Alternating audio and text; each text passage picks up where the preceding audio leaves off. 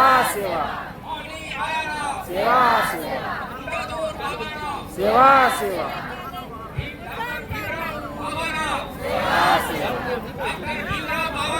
सेवा सेवा हमारे समाज के तेज करो गुरु तेज करो समुदाय के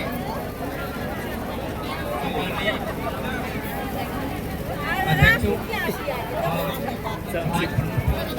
साथ ही जिले से आए दूर दूर से आए मेरे भाई एवं बहनों, आज हम लोगों ने किस लिए आए और क्यों आए? क्योंकि आज सबने अपनी अपनी स्वेच्छा से यहाँ तक आए हैं अपने हक और अधिकार के। हम जब तक हम अपने अधिकार और हकों को लेकर सड़कों तक नहीं आते, तब तक सरकार और सर के कान पे तू तक नहीं चलता है। आज तक लगातार हम लोगों ने संघर्ष किए। सबसे ज्यादा आज पीड़ित और प्रताड़ित हमारी समुदाय है। आज हम लोगों ने जो सुप्रीम कोर्ट के द्वारा फैसला दिया गया था, उस फैसले के विरोध में आज हम लोगों ने राष्ट्रपति महामहिम राष्ट्रपति महोदया को हम लोगों ने ज्ञापन दिए हैं। मैं वो ज्ञापन पढ़कर बताता हूँ और इसका वाचन भी करता हूँ। साथ साथ तो होने वाली जो समस्याएं हैं उसका भी मैं आपको उसमें प्रकाश डालूंगा। सुप्रीम कोर्ट द्वारा 1 अगस्त को दिए गए फैसले अनुसूचित जाति एवं अनुसूचित जनजाति के कोटे पे कोटा और कोटे के अंदर क्रीमी लेयर निर्धारित करने का राज्यों को निर्णय लेने का अधिकार दिया। इससे क्या होगा? अगर कोटे के अंदर कोटा और कोटे के अंदर क्रीमी लेयर, तो कोटे के अंदर कोटा अगर निर्धारण करता है राज्य सरकारें, तो हमारे जो समुदाय में आपसी मनमुटाव और बिखराव ज्यादा होने की संभावना है। हम आज संविधान की जो लड़ाई लड़ते हैं अपनी,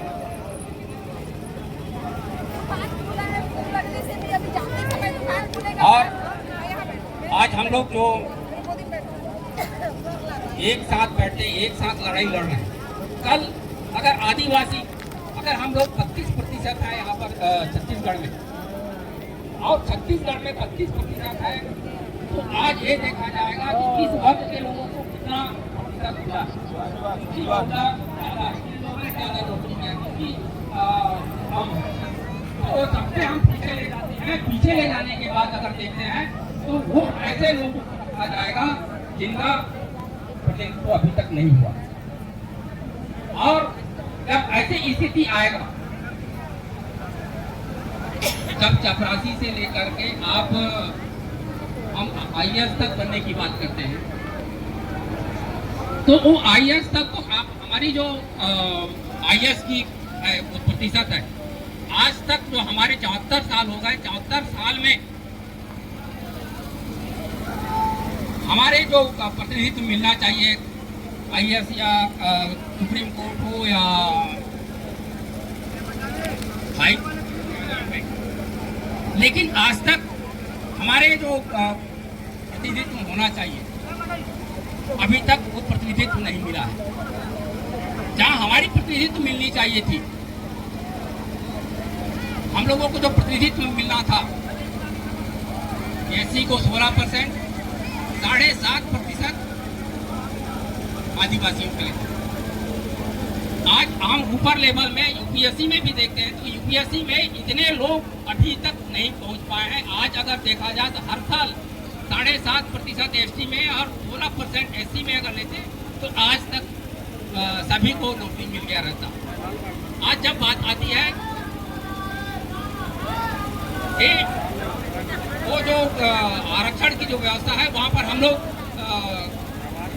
जहाँ हमारे लोग चले जाते हैं इंटरव्यू में बहुत ज़्यादा कम अंक दिया जाता है और अंक कम देने से क्या है कि वो वहाँ तक नहीं पहुँच पाता और उसको बोलते हैं कि योग्य प्रत्याशी नहीं मिलने से ये पद रिक्त है।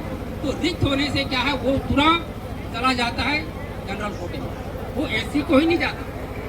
आज वही स्थिति निचले वर्गों के ऊपर आएगा। अब जब हम निचले उनको ऊपर का बात करते हैं चपरासी से लेकर के हम द्वितीय चतुर्थ वर्ग की बात करते हैं तो चतुर्थ वर्ग तक भी और वही व्यवस्था उपलब्ध है। तो एक जब हम बात करते हैं कि सुप्रीम कोर्ट बार बार एसटी एससी आरक्षण पर ही इन लोगों ने क्यों समीक्षा करते, क्या आवश्यकता है कि जो सुप्रीम कोर्ट बार बार एसटी एससी के बारे में समीक्षा करने पड़े। इससे पहले 2018 में एसटी एससी अत्याचार अधिनियम को बदल दिया गया था, उसको कम कर दिया गया था। अब बारी आया तो हम लोग आरक्षण, तो एक सरकार की एक सोची समझी रणनीति के तहत ये जो किया जा रहा है। आज लगातार आदिवासियों को एसटी लोगों के ऊपर और एसटी लोगों के ऊपर जो कानून बनाया जा रहा है ये अभी की प्लानिंग नहीं है, ये प्लानिंग है। ये इससे 15 साल पहले भी आप लोगों ने देखा गौर किया कि 15 साल पहले भी इन लोगों ने बोला कि ऐसा कानून के माध्यम से कोर्ट के माध्यम से इसको कम किया जाए। धीरे धीरे आरक्षण को खत्म करने का एक साजिश रचा गया और उसी का एक नतीजा है कि हम हाई कोर्ट और सुप्रीम कोर्ट में अधिक से अधिक उनकी जो जजों की जो भर्ती जो कर रहे हैं उनको भर्ती करने का। आज भी हाई कोर्ट और सुप्रीम कोर्ट में सिर्फ आदिवासी का 1% ही समुदाय के 1% ही जजें मिलेंगे और 3% एससी वर्ग के लोगों जज बने। तो कहाँ से हम लोगों की हमारी जो न्याय है वो न्याय कहाँ तक सही रहेगा। तो आप समझ सकते हैं कि हमारी जो न्याय व्यवस्था है सबसे ज्यादा कमजोर इसी बात को लेकर के हम लोगों को बार बार प्रताड़ित करने का या कोर्ट के फैसले को दे करके हमारे अधिकारों को कम किया जा रहा है। ये सरकार चाहे कोई भी सरकार है, चाहे एसटी कांग्रेस की सरकार है, चाहे बीजेपी की सरकार है, इन सरकारों के द्वारा एक रणनीति के साथ काम करने का एक योजना बनाया गया। तो भाइयों हम लोगों को इस बात का ध्यान देना पड़ेगा। अगर हम लोग क्रिमिलेयर में आते हैं, आज हमारी क्रिमिलेयर कितना है 2.5 लाख, जिसकी 2.5 लाख से अधिक जिसकी आय है वो नौकरी नहीं कर पाएगा। साथ ही अब वही ओबीसी के लिए 8 लाख किया है और ESW के लिए 12 लाख। तो 12 लाख करने से क्या है कि उन लोगों के लिए अधिक कर दिया गया है। क्या हम लोग 2.5 लाख तक ही रहेगा? तो चपरासी है, चपरासी के बाद ही उसके घर में नौकरी नहीं लगेगा, तो उसका बच्चा चपरासी के चपरासी रह जाएगा। आज किसान भी है जिसके पास 5 एकड़ जमीन है, 5 एकड़ डबल फसल आता है, वो भी 2.5 लाख का उनका क्रिमिनल आता है। तो ऐसा हम लोग वंचित करने का एक साजिश चलाया जा रहा है, जबकि ऑलरेडी पूरे राज्य में सरकार के द्वारा ऐसे पीपीटी के माध्यम से पीपीटी हर राज्य चला रहा है पीपीटी के माध्यम से, जो अति पिछड़े जो जाति है, हमारे छत्तीसगढ़ में 7 जनजाति है, जिसमें हमारे बस्तर से फुलवाड़िया भी आते हैं, हमारे भी आते हैं। तो ऐसे जनजाति जो अति पिछड़े वर्ग से आते हैं, इन जातियों को भी पिछड़ा वर्ग ने विशेष 2% आरक्षण मिलता है इनके विशेष। तो इस बात को भी हम लोगों को समझना पड़ेगा कि जो ऑलरेडी मिला है तो कोर्ट ने इसकी व्याख्या क्यों नहीं किया, जबकि हर राज्य में इसकी संख्या के आधार पर दिया जा रहा है। साथ ही क्या है, आज सरकारों के पास क्यों ऐसा बार बार कहा जा रहा है? ये आज भी एसटी समुदाय के लिए जब वर्गीकरण करता है, उप वर्गीकरण किया जाएगा। वर्गीकरण करने से हम लोग अलग अलग भागों में बढ़ रहे हैं। क्या करते हैं? आपस में मनमुटाव और लड़ाई झगड़ा तो होगा ही, क्योंकि आज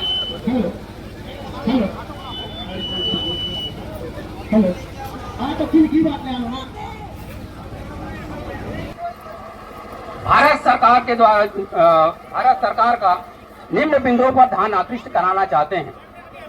पंजाब राज्य बनाम दविंदर सिंह मामले में आए निर्णय दिनांक 1 अगस्त 2024 के फैसले को पलटते हुए केंद्र सरकार तत्काल संविधान संशोधन लाए।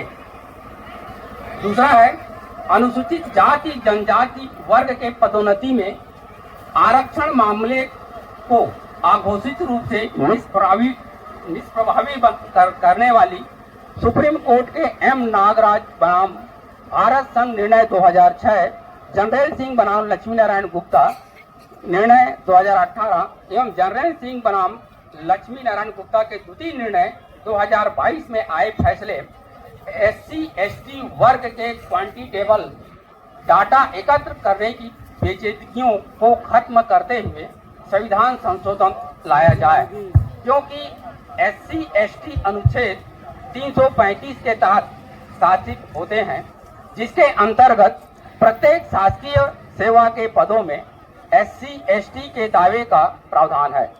एम नागराजन निर्णय 2006 के बाद SC/ST के दावे का लगातार हनन केंद्र और राज्य सरकारें कर रही है।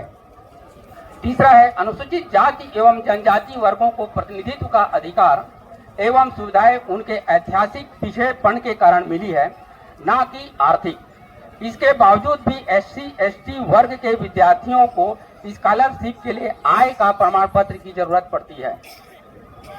केंद्र सरकार द्वारा सन 2011 में SC/ST वर्ग OBC वर्ग के लिए छात्रवृत्ति 2.5 लाख आय सीमा रखी गई है, जिसका संशोधन अब तक नहीं किया गया है। इसके कारण अनुसूचित जाति जनजाति एवं पिछड़े वर्ग चतुर्थ श्रेणी के कर्मचारी के बच्चों को भी छात्रवृत्ति का लाभ नहीं मिल पा रहा है। अतः इस मामले पर संज्ञान लेते हुए भारत सरकार अनुसूचित जनजाति एवं पिछड़े वर्ग के विद्यार्थियों के लिए आय प्रमाण पत्र की आवश्यकता को खत्म करें। चौथा है, सन 2000 में लोकसभा में प्रस्तुत करिया मुंडा की रिपोर्ट न्यायपालिका में अनुसूचित जाति जनजाति वर्गों के लिए जजों की नियुक्ति में आरक्षण का प्रावधान करने संबंधी अनुशंसा को लागू किया जाए। पांचवा है, OBC वर्गों में क्रीमी लेयर का प्रावधान बंद करने संबंधी संविधान संशोधन लाया जाए। छठवां है, नीति आयोग के निर्देशानुसार अनुसूचित जाति जनजाति वर्गों के लिए आवंटित पृथक बजट अनुसूचित जाति कंपोनेंट प्लान एवं ट्राइबल सम प्लान की राशि का 100% लक्षित उद्देश्य में खर्च करने हेतु कानून बनाया जाए एवं जो भी जिम्मेदार अधिकारी इस कानून को लागू करने में कोताही बरतते हैं उनके ऊपर दंड का प्रावधान भी कानूनी प्रावधान किया जाए। देश भर के अनुसूचित जनजाति बहुल्य क्षेत्र में लागू 5वीं अनुसूची अंतर्गत पेशा कानून के दिशा निर्देशों का समुचित पालन किया जाए एवं इस निर्णय के परिपालन में कोताही बरतने वाले अधिकारियों के ऊपर दंड का प्रावधान किया जाए। नवी अनुसूची को कानूनी समीक्षा के दायरे में बाहर रखे जाने संबंधी संविधान लाया जाए। सन 2021 से लंबित जातिगत जनगणना अविलंब किया जाए। विशेष वर्गों को बैकडोर से एंट्री देने वाले लेटरल एंट्री केंद्र सरकार तत्काल खत्म करे एवं सरकारी संस्थाओं को संविधान बेचना बंद करे। साथ ही निजी क्षेत्र में अनुसूचित जाति जनजाति एवं पिछड़े वर्ग की भागीदारी सुनिश्चित करने हेतु आरक्षण का प्रावधान करने संविधान संशोधन लाया जाए। 11 है, संविधान संशोधन अधिनियम 1976 के 42वें संशोधन के अनुसार जजों की भर्ती लिए ऑल इंडिया जुडिशरी सर्विस का गठन किया जाना चाहिए। एक 11 बिंदु हम लोगों ने आज राष्ट्रपति के नाम से ज्ञापन दिए हैं। अगर ये ज्ञापन पर अमल नहीं किया जाता है तो हम लोगों ने भी निर्णय लिए हैं कि सबसे पहले तो हमारी जो कोटे पे कोटा और कोटे के अंदर क्रीमी लेयर पर सितंबर तक यदि विशेष सत्र बुलाकर संविधान संशोधन नहीं किया जाता है तो हम जितने भी SC ST के जितने सांसद हैं, पूरे देश के सांसद हैं, उनको इस्तीफा देने के लिए दबाव बनाने का प्रयास करेंगे और यह लगातार दबाव बनाएंगे जब तक इस्तीफा नहीं देंगे। और जब तक, क्योंकि ये लोग 100 सांसद गए थे हमारे ST SC के सांसद जो मिलने के लिए, और उन सांसदों को प्रधानमंत्री जी ने कहा कि हम ST SC के ऊपर क्रीमी लेयर लागू होने नहीं देंगे। क्या इस बात को आप लोग विश्वास करते हैं कि अगर प्रधानमंत्री ने ये कहा है कि क्रीमी लेयर हम लागू नहीं होने देंगे, तो वो कब तक हम विश्वास करेंगे? जब तक कि वो संविधान संशोधन से ही इसका हल है। जब तक संविधान संशोधन नहीं करता तब तक इसका हल का रास्ता नहीं है। इसलिए हम सब उन सांसदों को दबाव बनाए। उस दिन भी सांसद अगर ज्यादा दबाव बनाते तो वो तत्काल इसमें संविधान संशोधन लाया जा सकता था, और उसको दबाव को बनाते हुए देख करके क्या है, पूरे भारत सरकार ने विशेष सत्र बुलाने का हिम्मत नहीं किया और जो सत्र चल रहा था उस सत्र को खत्म कर दिया गया।